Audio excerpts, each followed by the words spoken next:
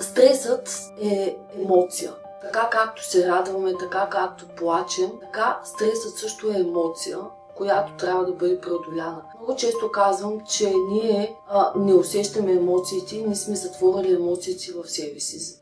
По този начин ние сме ги замразили, сме ги потиснали. Ние не живеем в свят, в който можем да изразяваме тези емоции. За съжаление. Когато ни се плаче, да плачем, когато сме тъжни, да кажем, че сме тъжни, когато сме щастливи, да обявим, че сме щастливи. И поради тази причина ние в логотерапията казваме дух, психика и тяло.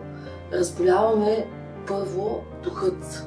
Всъщност той духът не се разболява, но ние го потискаме. Разболява се психиката и се разболява тяло. Точно поради тази причина, че ние не се изразяваме и не казваме с имената. И аз много често съм казвала, ако ние усещаме нещо в нас и в тялото си, да му дадем име на това нещо, можем да го изразяваме. И за да можем да излекуваме тялото, е много важно да не се затваряме. Много е важно да се научим да говорим с емоции. Това е така наречен емоционален свят и духовен свят. Да можем да го усетим този емоционален свят, да можем да даваме име на емоцията, която имаме.